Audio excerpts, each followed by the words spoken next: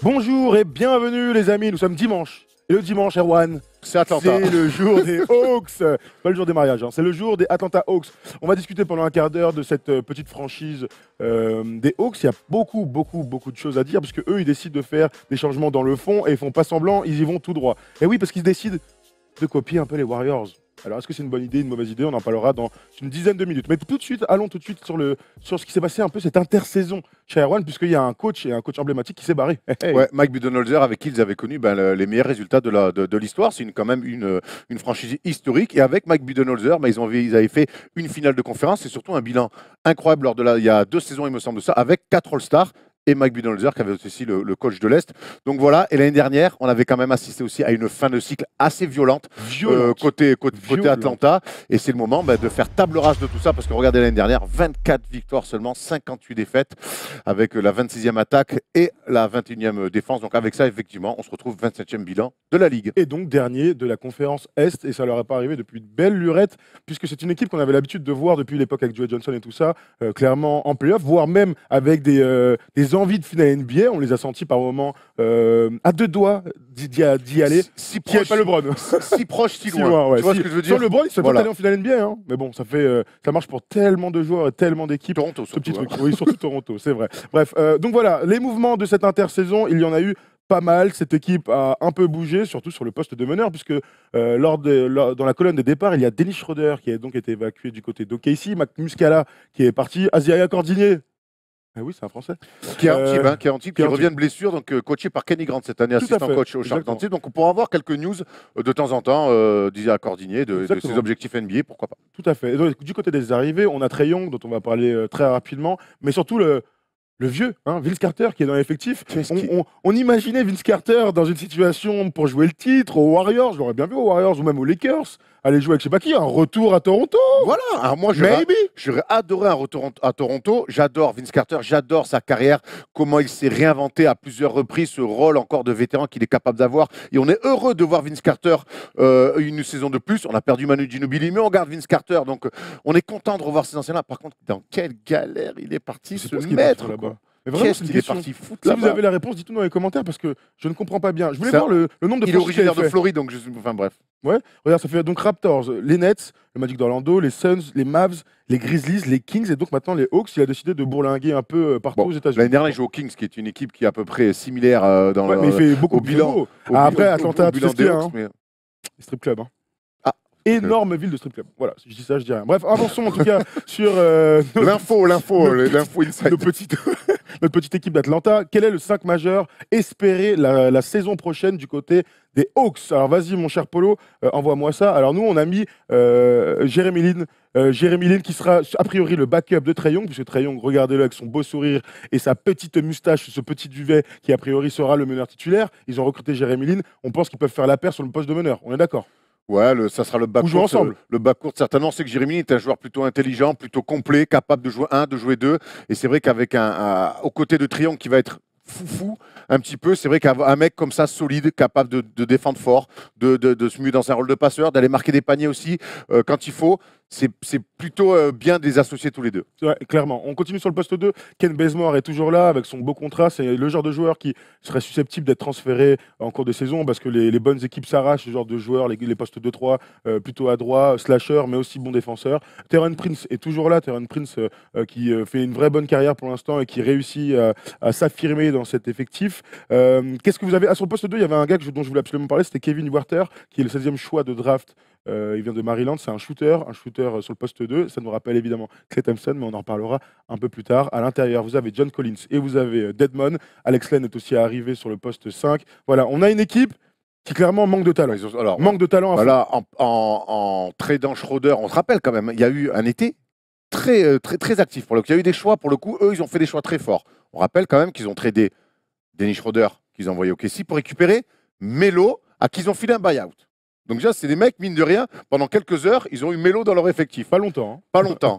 Ils l'ont eu. Ils ont fait le choix de le dégager. C'est pas la pire des choses. Ils ont aussi signé une star locale, R.J. Hunter, qui était à Georgia State, qui jouait pour son père et qui l'année dernière mettait plus de 20 points qui mettait plus de 20 points en G-League. À voir, peut-être ça va être une découverte. Il était à Boston, lui. Ouais, c'est une équipe. Hunter.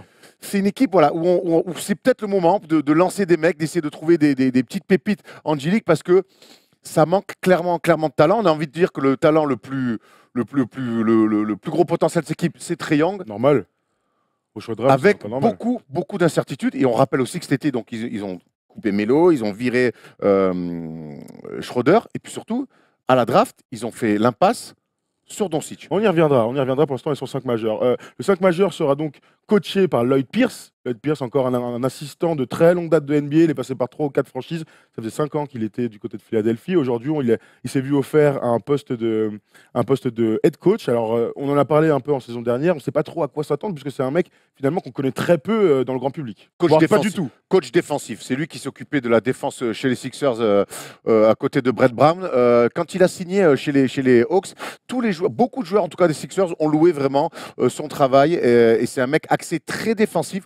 Donc c'est pour ça que dans la question qu'on va se poser tout à l'heure, j'ai un petit peu de mal à comprendre. On veut jouer un système Warriors, mais en même temps, on prend un coach très défensif. C'est un petit peu, ça nous rappelle un peu Tom Thibodeau qui s'était émancipé en partant de Boston, où il était assistant Doc Rivers, à Chicago. Donc affaire à suivre. Affaire à suivre. Voilà Lloyd Pierce qui est derrière nous. Donc Trae Young sera évidemment le joueur à suivre. Nous, on l'a clairement mis dans le 5 majeur parce que tu peux pas faire l'impasse sur Doncic avec le 3e choix de draft pour aller chercher Trae Young en numéro 5.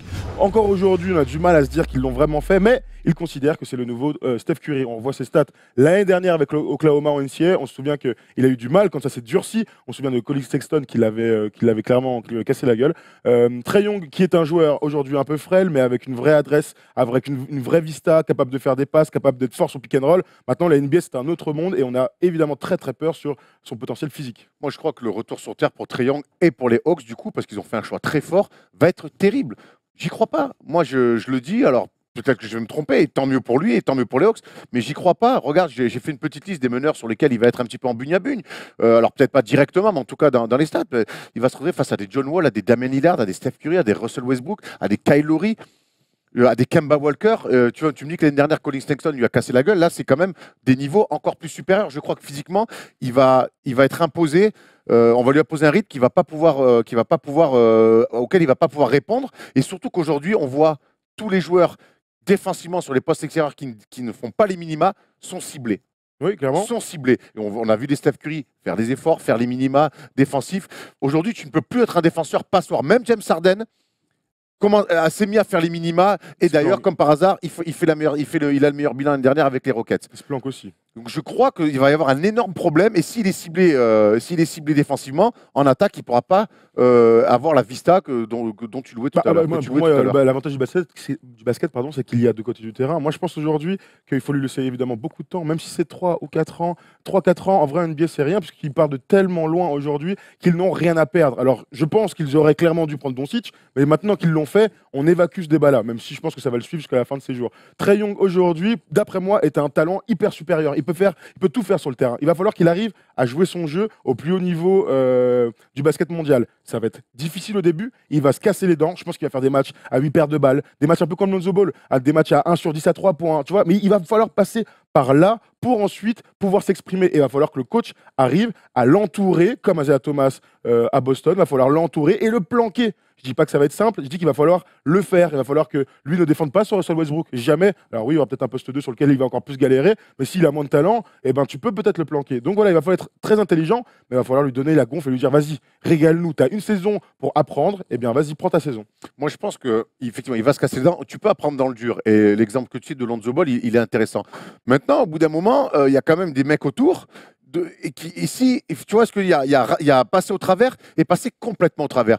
Moi, je crois vraiment, et je répète la phrase que je dis, je crois que le retour sur Terre, pour lui, il va être terrible. En plus, il a une hype qui est, pour moi, beaucoup trop importante. L'année dernière, son équipe n'aurait jamais dû participer à la March Madness. Ouais, ils l'ont sélectionné pour des simples questions de hype, parce que Trae Young est un choix est un nom qui fait apparemment vendre. Les Hawks l'ont aussi pris par rapport à ça. C'est un choix qui fait vendre. Mais la réalité du terrain, elle peut ramener tout le monde très vite sur Terre. Et moi, aujourd'hui, j'ai beaucoup de mal à y croire. Déjà en Summer League, il est trop dépendant de son tir extérieur. S'il prend des tirs à 10 mètres, alors certes, quand il les met, waouh, c'est sympa, mais ça m'étonnerait que sur 82 matchs, il soit ne serait-ce qu'à 30%. 100% en shootant à 10 mètres. À lui d'être très bon pour un training camp et montrer que c'est peut-être lui le meilleur de l'effectif. En général, quand tu taffes en training camp, si derrière tu fais les mêmes choses en match et que tu les rates, on est quand même beaucoup plus Il va intelligent. falloir qu'il prouve aussi, et tu as raison, au training camp, que c'est lui, Ça peut être lui le boss, le boss. le meneur de jeu.